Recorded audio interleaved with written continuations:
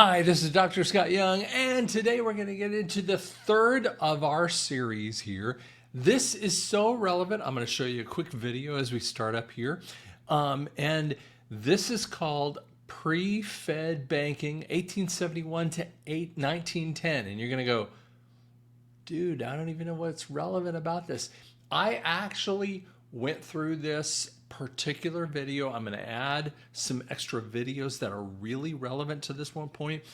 And I even added a couple extra spots in here to give you some historical points that will give you some ideas that you hadn't even thought about with that too.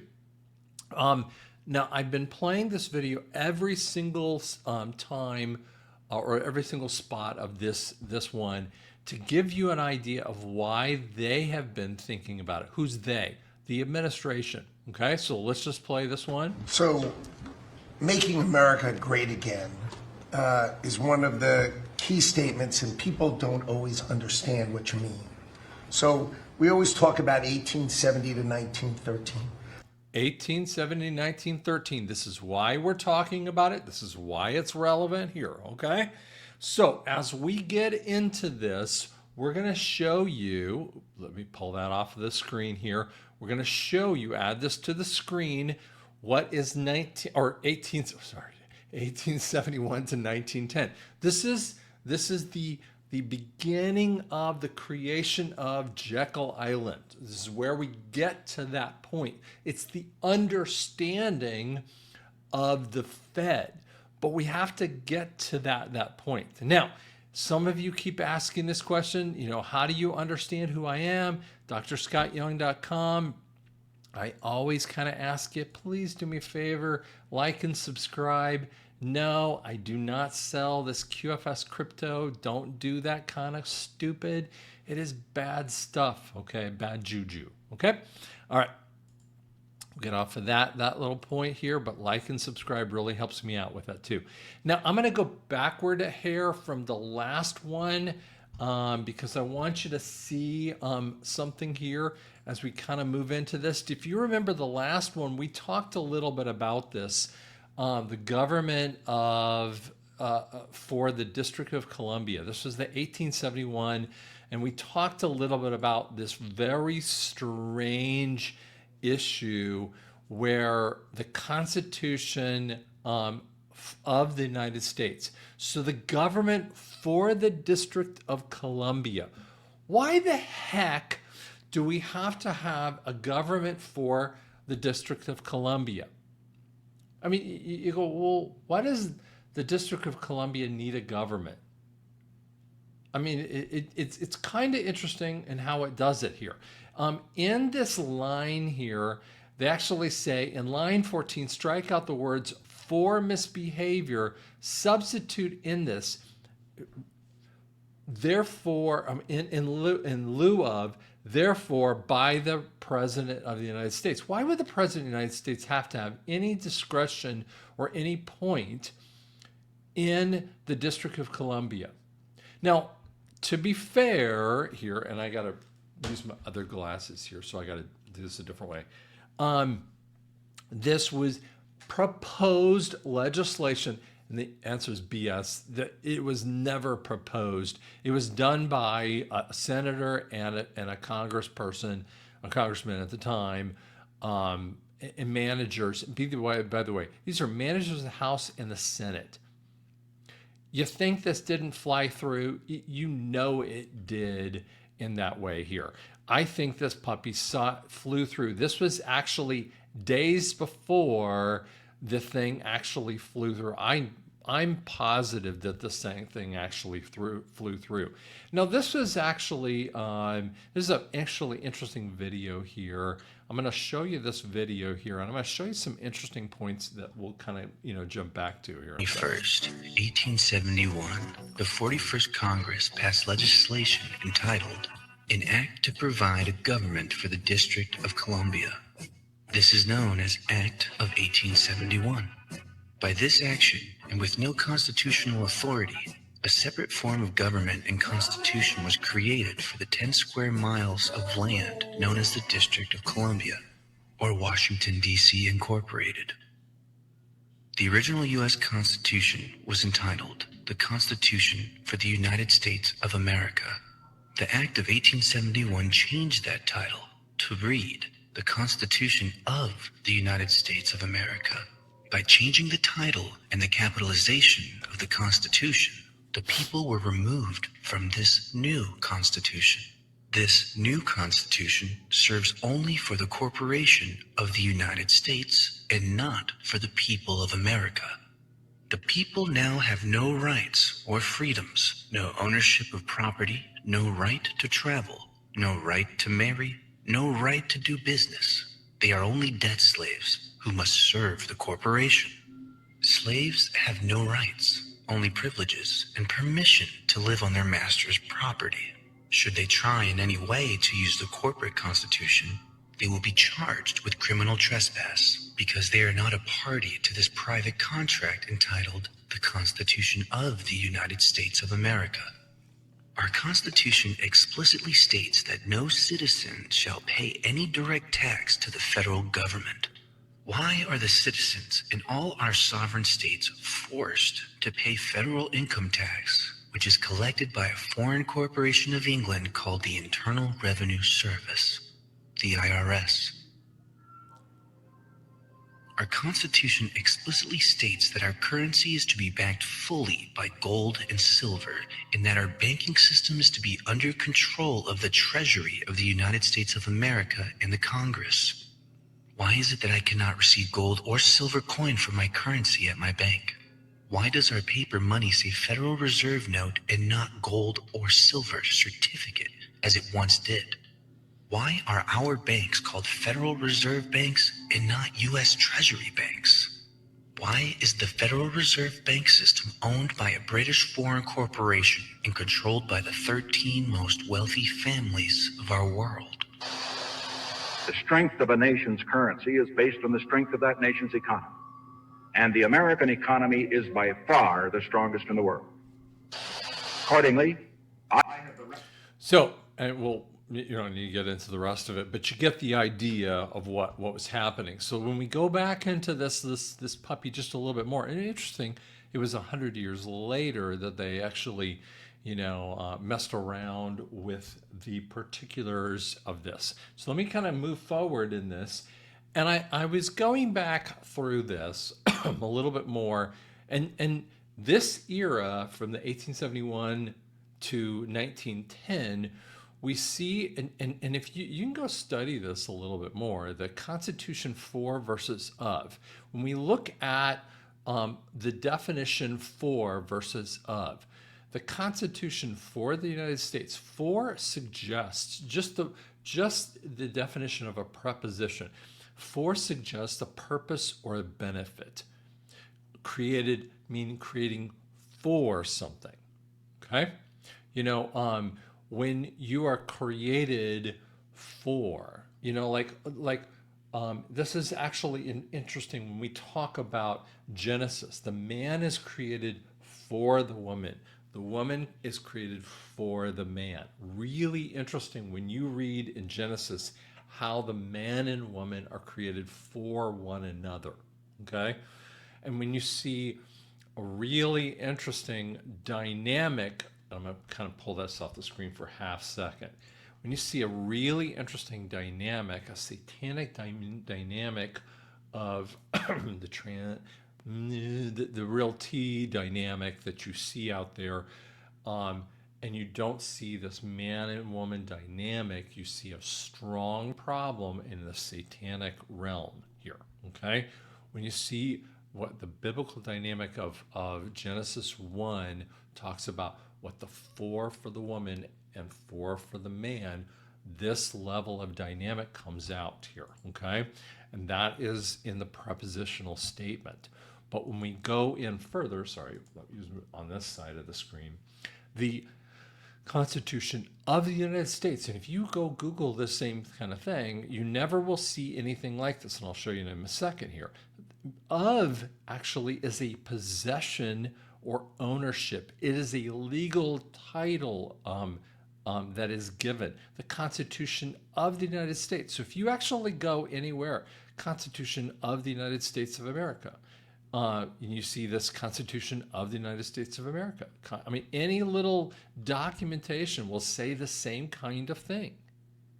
And you go, why is it that you can't find any kind of statement out there, the Constitution of the United States of America? Why is it we have the Constitution of the United States of America? Why is it not Constitution for the United States of America? It's because we had a fundamental shift in 1871, and that is the corporational point. Okay? So let's move forward a little bit with that too. The industrial changes, when we moved from the Victorian ages, that was really about 1837. Why is it 1837? 1837 is around the time when we had Andrew Jackson that happens. What's the difference in Andrew Jackson? It's post time frame. Andrew Jackson kicks out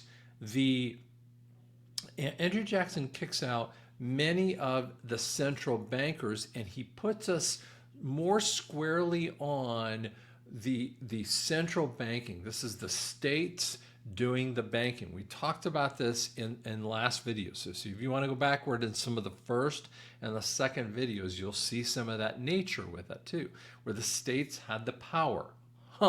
Sovereignty over and over again, right? And so during this time frame of 1871, we see an industrial revolution. It rises the gap between the super rich. We have the Vanderbilts, with the Rockefellers, the Carnegie, the Morgans. They have this massive wealth. And one of the things that I find is so fascinating, the Bill Gates, what these guys actually did, and they create this idea of philanthropy. I was at a meeting, and I'm going to pull this off the screen here for a second. I was at a meeting where this, and I don't want to get into, the who, because, she said, I'm not very good at doing speeches, and, and she's a horrible speaker. And people were like, oh, I was in tears at this. And I'm like, I frankly turned off. She gave a definition of philanthropy. And, these people are doing philanthropy, and they're out there in their philanthropy. You know what the actual definition of alms is in the Old Testament? Alms says that the right hand doesn't even know what the left hand is doing. When you really give in many ways, it would say this in the New Testament that the priests would tell everyone, look at my giving, whereas the widow would give out of her abilities to give, and the widow would give out of her might, the tiny little bit. And and what Jesus was talking about is the level of giving, where the priest, when he would give, he would give his 10%, and then everyone would give his, he had great standing in the community. This is the philanthropy idea. And the philanthropy was set up in the 1871 timeframe of the industrial wealth point. What happened is that we started to see what they would do is step on the backs of the thousands and the millions of people, make their incredible wealth, step on the people, and then start to give back. So we have the Vanderbilts who would then build, stadiums and build universities, and Carnegie Hall, right? And then they would give back by having the Carnegie Hall, right? And they would give back to the regular people. But Carnegie Hall, when you think about Carnegie Hall, is that really giving back? Do you look at that and say, wow, that gave back to the people? No, you don't think about that giving back to the people. Does Vanderbilt feel like, Vanderbilt University, does that really feel like it's giving back to the people? When you look back at that? No, it doesn't do that, right? And one of the things that happens when you go from an agrarian society to an industrial society, Do you know how many more people were maimed and injured in that kind of time frame, and how little they cared about it? They just burned through society with that too. What it also created is a level of socialism with that too. And so what it rose is the idea of Karl Marx, which actually comes out a little bit with his Das Kapital kind of thing, which created this concept of socialism. So to bring up the lower classes, that created this socialism. Now you can actually go into any Google, or you go into Grok or any one of those kinds of things and talk about, like, ask it, when does socialism work? And they will actually tell you Germany in this basic time frame, and it will talk about I think it's SDR, and what you're missing in this basic time frame, SDR sort of worked where the workers actually moved up a notch. But did you know that Hitler picked that particular time frame as his rise of the Second Reich? That he picked it because that's actually what he said, that is what I wanted to have for his Third Reich. And so I was like, when you look at it, it's such a fantasy with that circumstance. When you talk to these young socialists, you say, tell me one place that socialism actually worked. And yet it comes from this overall idea. Where does Karl Marx come from? In England, in the same basic time frame. And there's so much to this kind of thing. At the same basic idea too, Darwin comes up and his theory of evolution of millions of years instead of the 6,000 years of creation. And what they were trying to do is destroy the Bible. And I want to give you an idea.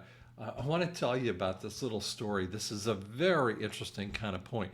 So I remember, and I was reading this in English, and I know this might not sound exactly the point, but I was taking a class in a very non-Christian university, at University of Northern Colorado, in an English class, and we were taking studies of the New Testament. You think, well, that's going to be a Christian class. I'm the only Christian in this whole class. And the professor had taken went to what I call seminary for 13 years, and he would write on the board. He would write a quotation from any famous author, and if he got, it would be sex, death, or the Bible, or all three of them. His trifecta. One of all three of those same things on the Bible. He just loved doing that, right? And if he got all three of them, he was just loving it. And we had to read this particular thing, The Man Who Died by D.H. Lawrence. And it's a shortened novel. And in it, Jesus had really died. He and when he died, he comes back to life. He pushes away the stone, and he comes out. And Mary Magdalene sees him, and she says, "What can I do for you?" And he says, "No, I've deceived too many people, and so I'm going to find a new path." I'm like, "What?" And then there's this crazy rape scene in a temple of Isis, and which I never understood at the time frame. And then he goes into this temple of Isis with the princess of Isis. He impregnates her and then walks off into the sunset, which is, it's actual. And by the way, this is written by D.H. Lawrence in 1910. And she is super happy that she has been impregnated by Christ, right? And so I remember, super pissed off. And I go in, and it's a Monday morning, and we're in a circle, right? And he loved it when people would just bring up anything about the book. And that first day, I'm like, God, let me talk about this one. And God said, shut up. Don't say anything. And I'm so mad. And now remember, this is in the middle 80s. And all the people, mostly women in this class, this particular class, some men too, and they were talking about the sexism of the time frame. And I'm like, this is 1910. Of course it's sexist, because that was the viewpoint of that. Okay. You guys would have brought up some other things. I mean, the X and the Y and the Z generation would have brought up all kinds of other sexist points. But, we young baby boomers at the time, I mean, very, very, very young baby boomers would have had very different viewpoints of that kind of thing. And I remember on Wednesday, because this is a 3-hour class, so Wednesday I was like, come on, let me have it. He goes, go. And so I'm slicing and dicing every single thing that was wrong about this book. And it took me years to understand the viewpoint and the broken mentality of D.H. Lawrence. He was coming from the age of reason, and he's breaking the norms of the Victorian age. And he was in this idea of breaking the idea, because he had the Darwinian viewpoint, he had the Karl Marx viewpoint of everything in the Bible was just wrong. And so that's what I'm trying to say, is they were so messed up. There's just nothing that was ever right. So anything that they wanted to bring up was just the idea. So this is why these people, there's so many things wrong. And you know what? They're so close in mentality to today's people, you'd be surprised.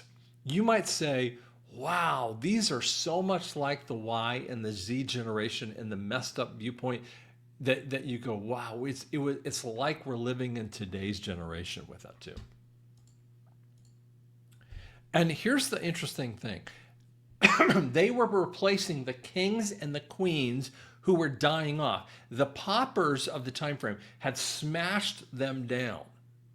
And they were replaced by the industrial workers who were actually the new slave owners. So these Vanderbilts, the Rockefellers, the Carnegies, and the Morgans were the new slave owners with that too. Okay, so here's what was happening in the banking sector.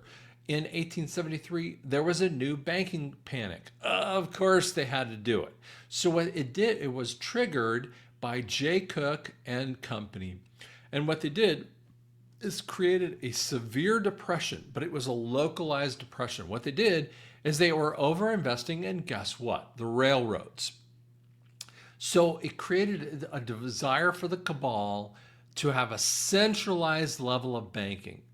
So what they did is they took the gold out of the bank, they moved it out into England and other places in the Rothschild bankings, because they had central banking. So they moved it out there. So then the people came in and they were like, wait, where's our money? So they created this rush of banking. So it created a banking, and guess what? They had no FDIC. So they were like, oh my God, where's my money? And they were out of luck. So the banking crisis, and this wasn't just one bank, but it was many banks, right? There was another bank, the banking crisis of 1893. This is one of the worst crises, the same kind of thing. They do the same playbooks, right? Remember, the cabal loves their banking crisis. They love to create the same playbooks. They just keep turning it out. Guess what? Same kind of 20-year cycle. Exact same thing. And what does it come out in the same way? Suspending the operations, and they screw up with the creditors and depositors, right? Over a government overreach. And then we come into 1907. This is one of the very last ones that come out. It created a more localized but much more deeper level. So what they did is they had a liquidity shortage in the New York area, but this hits the Wall Street area. So it actually has greater ripples out. So JP Morgan goes in and goes, hey, and he's Chase Bank, right? So JP Morgan goes in and goes, I'm going to stabilize the systems. and he wants to slow down the losses. So what it does, though, he becomes the actual person to bring in the Fed. And let me show you a little bit more about what he does here. So what happens in this circumstance? So what they do is they call in the loans. So there's this massive call of people's loans. So there's a call run on loans, and it broke the system. And it was on purpose. So JP Morgan denied the ability to collect on the calls. So they created this system where people were calling on loans, but you know what? They didn't have to pay. Who didn't have to pay on the loans? JP Morgan didn't have to pay on the loan. So guess what? They could get overextended and they never had to pay. Boy, that would be kind of cool, right? So they drive up the prices, right? They drive up the loans, and guess what? They didn't have to pay. So guess what? They just created this crisis and they never had to pay back.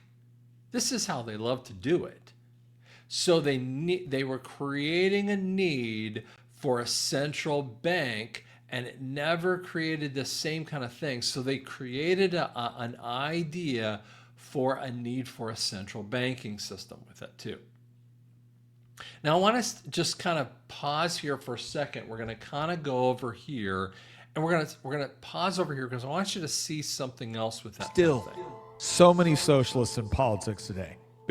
Not even avowed communist countries like China or Vietnam actually practice their own ideology because they understand what happens when you do. And yet, there is no shortage of politicians across the West who seemingly haven't gotten the memo. Now, a lot of people may be chalking this up to pure opportunism or perhaps ignorance, but the answer is actually a lot darker than you might think. Because this broken ideology is actually being propped up by another thing that's broken in our society: our monetary policy. You see, when the money breaks, almost everything else in a country follows. And out of this chaos, we end up with a litany of political ideologues, to include communists, promising to fix a problem that none of them seem to understand, but which all of us feel every single day. And he became the chief advocate of big government stimulus programs. Keynes wrote a book called The Economic Consequences of the Peace. And while Keynes got a lot of things wrong, in our opinion, there's one passage in this book that he nailed with eerie accuracy. He writes, Lenin is said to have declared that the best way to destroy the capitalist system was to debauch the currency. By a continuing process of inflation, governments can confiscate secretly and unobserved an important part of the wealth of their citizens. By this method, they not only confiscate, but they confiscate arbitrarily.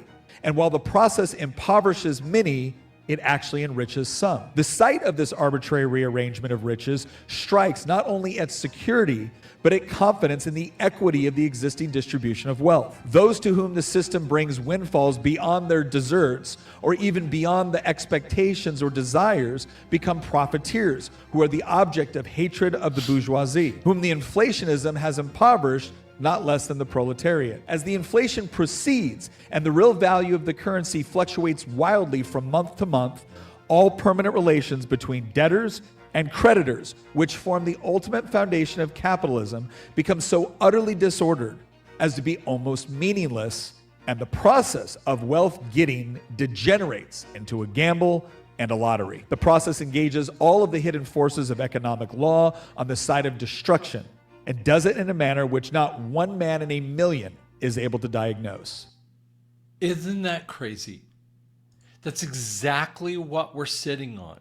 And then we see this kind of idea. So we're going to go back to this kind of thing. The Aldrich plan of 1910 starts to formulate. So what we see here is this kind of thing. After the 1910 crisis comes the Democrats. Oh yes, the Democrats always come up with a plan. They controlled the Congress, and they wanted to have a banking and currency change. So they needed to have a control of the credit and control of free enterprise. Yep, They loved doing that. So Senator Aldrich had called for 15 regional banks to set up a central bank. He called it the National Reserve Association. He coordinated with commercial banks, and who wouldn't love that, right? It was roundly kicked out. Did you know that even when you have Democrat control, they finally go, wait a second, that doesn't even sound right too. You see, even thinking Democrats don't even like it. It's because they don't have 100% control of the Senate with that too. So the fix came out, and here's what happens. We'll talk a lot more about this. But the fix came out is that when they went to this place in South Carolina, Jekyll Island, or South Georgia, excuse me, and what they did is they called it the No Name Club. So they didn't even get to call themselves Warburg, Mr. Warburg, or Mr. Morgan. They actually were Paul and JP. So they would go out to this place, and they spent just this inordinate amount of time, and they spent so much time trying to figure out exactly what they needed to do, because the central bank thing died on the living room table, that no one was ever going to put it forward.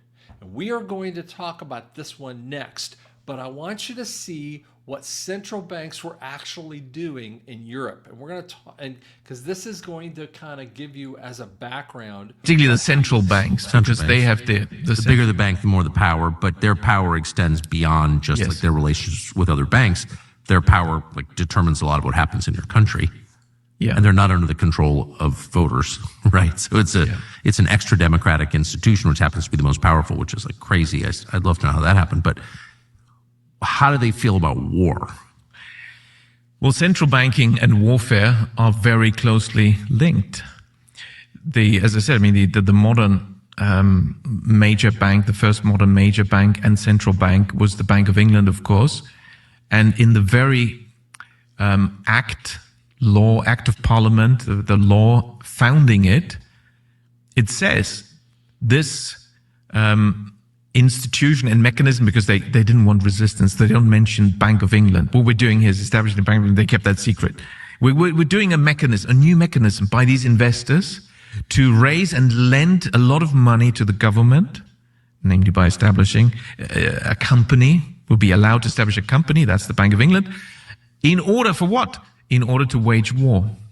It was in order to make war. So they're closely linked. And of course, if you look in at its founding document, it says that. Exactly, the Act of Parliament establishing the Bank of England. Okay, so what happens here is that we see this exact relationship, and we will bring that one up a little bit on our next time frame together. One of the things that happens is the central bank's whole job is to fund war. And I want you to realize what Donald Trump did in his shadow presidency when he allowed Biden and the cronies to come forward. And there's a person who actually did some of the math that some people don't agree with, that what Biden's people who were just put forward in their time in government, that the people who were in government might have, there was a doubling effect of the people who were in government became millionaires by being in government. It was an unbelievable number.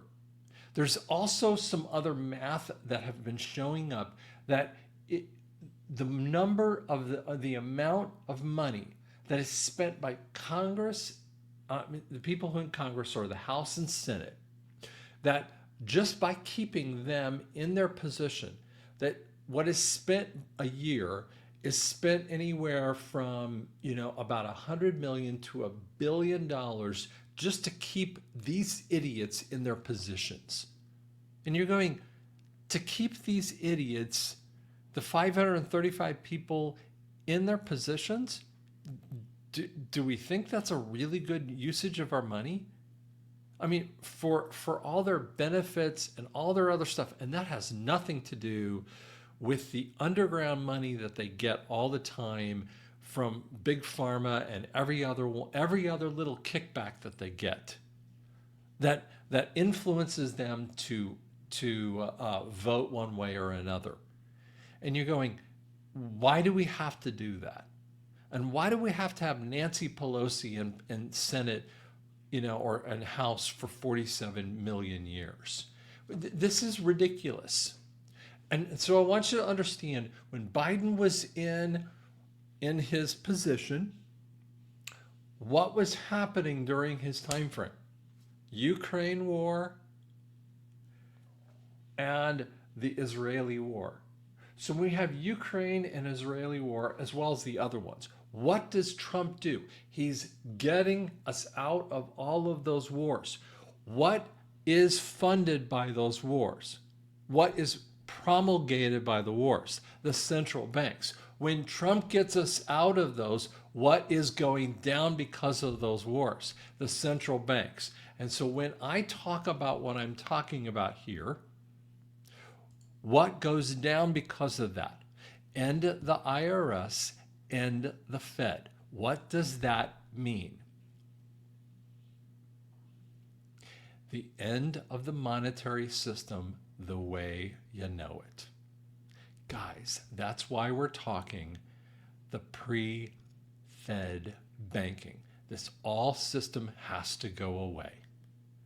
We are going to talk next about the Titanic to the Fed. When you see some of that stuff, it'll shock the shorts off of you. Thanks so much.